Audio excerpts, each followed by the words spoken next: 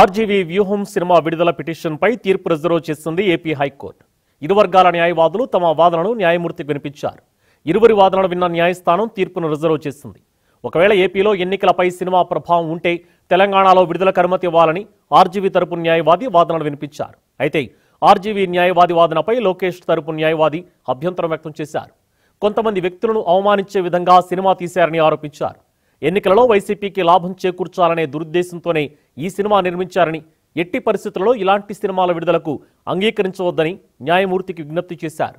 వాదనల అనంతరం తీర్పు రిజర్వ్ చేస్తున్నట్లు న్యాయమూర్తి తెలిపారు.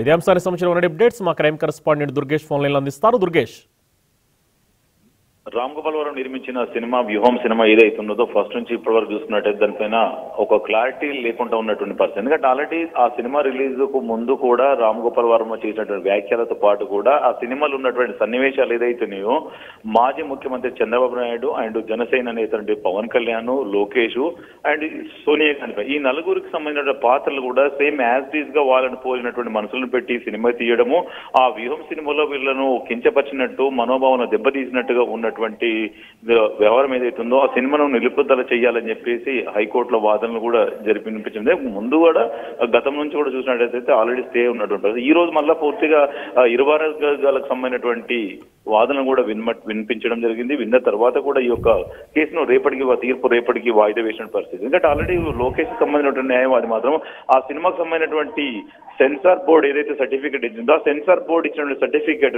రద్దు చేయాలని చెప్పినటువంటి పరిస్థితి. కానీ ఒకవేళ ఆంధ్రప్రదేశ్ లో ఎన్నికలు ఉన్నాయి కాబట్టి తెలంగాణలో విడుదల చేసుకుంటామని చెప్పేసి రామ్ గోపాల్ వర్మ సంబంధించిన న్యాయవాది కూడా మాట్లాడడం జరిగింది. అయినప్పటికీ కూడా వాదనలు వినిపించినప్పుడు కూడా అవన్నీ కూడా వద్దని చెప్పింది. ఎందుకంటే తెలంగాణ ప్రాంతంలో ఆంధ్ర వాళ్ళు ఉన్నారు, ఇక్కడ అందరూ కనుక ఒక్కసారి తెలంగాణ రిలీజ్ అయిందంటే అది రాష్ట్ర వ్యాప్తంగా దేశవ్యాప్తంగా వెళ్ళేటువంటి పరిస్థితి ఉంటుంది. కనుక ఆ సినిమాని విడుదల చేయొద్దని చెప్పేసి ఈ సంబంధించినటువంటి నార్లోకి సంబంధించినటువంటి న్యాయవాది కూడా వాదనలు వినిపించడం జరిగింది. కానీ ఆ సినిమాకు సంబంధించిన వ్యవహారం అంతా కూడా సేమ్ యాజ్ గొంతులు ఏదైతే డబ్బింగ్ ఉన్నదో ఎవరైతే నలుగురికి సంబంధించినటువంటి సినిమా షూటింగ్స్ లో సన్నివేశాలు ఉన్నాయో వాళ్ళకి సంబంధించినటువంటి గొంతు పోతే ఆ డబ్బింగ్ చెప్పినటువంటి పరిస్థితి ఉన్నది. కనుక అదంతా కూడా ఎక్కువగా వైఎస్ఆర్సీపీకి లాభం చేకూర్చే విధంగా, తెలుగుదేశం పార్టీకి నష్టం చేకూర్చే విధంగా ఉన్నదని చెప్పేసి వాదనలు వినిపించిన పరిస్థితి.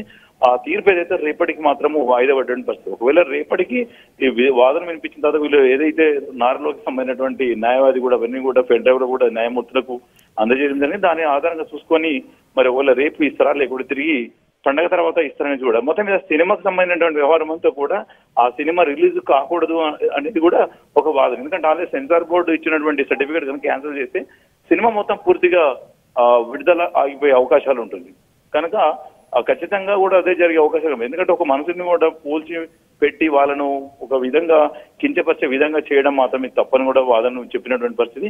అదేవిధంగా అక్కడ పార్టీ ఏదైతే ఉందో వైఎస్ఆర్సీపీకి సంబంధించిన వాళ్ళు మాత్రమే ఈ సినిమాకు డబ్బులు కూడా సమకూర్చినట్టు కూడా స్పష్టంగా అర్థమవుతుందని కూడా చెప్తున్న పరిస్థితి. ఎందుకంటే సినిమాలు తీసే ఏదైనా ఒక దేశానికి కానీ ప్రజలకు కానీ ఉపయోగపడే విధంగా ఉండాలి.